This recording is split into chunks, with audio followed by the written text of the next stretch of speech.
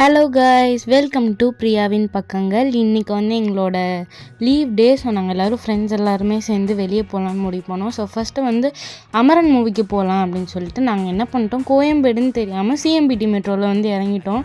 அதுக்கப்புறம் ஒரு ஆட்டோ பிடிச்சி அங்கேருந்து நாங்கள் ரோஹிணி தேட்டர் போனோம். அப்போது போகிற வழியில் வேறு அந்த அங்கிள் எங்களை கலாய்க்கிறதுக்காக ராகினி தேட்டருமா, நீ ராகினி தேட்டர் தானே சொன்ன அப்படின்னு எங்களை கொஞ்சம் விளையாட்டு காட்டினார். அதே பரபரப்போடு அப்படியே தேட்டருக்குள்ளே போனோம். ஏன்னா நாங்கள் ரொம்ப லேட்டாக வந்தோம். ஏன்னா நாங்கள் தேட்டருக்குள்ளே வரும்போது 10 ஆயிடுச்சு. நாங்கள் டிக்கெட்டும் புக் பண்ணல, நாங்கள் நேரில் தான் போய் டிக்கெட் எடுத்தோம். அப்புறம் 150 டிக்கெட் தான் எடுத்தோம். 150ல் வந்துட்டு அமரன் மூவி. ஆக்சுவலி 10:15 10:20 கிட்ட ஆகிடுச்சு. லேட்டாக அப்படியே பரபரன்னு உள்ளே ஓடி போனோம் எல்லோரும். அதுக்கப்புறமா சீட் தேடி ஃபஸ்ட்டு செட்டில் ஆனோம். செட்டில் ஆகும்போது எனக்கு பிடிச்ச ஃபேவரட் சாங் ஓடிட்டு இருந்துச்சு, மின்னலை சாங்.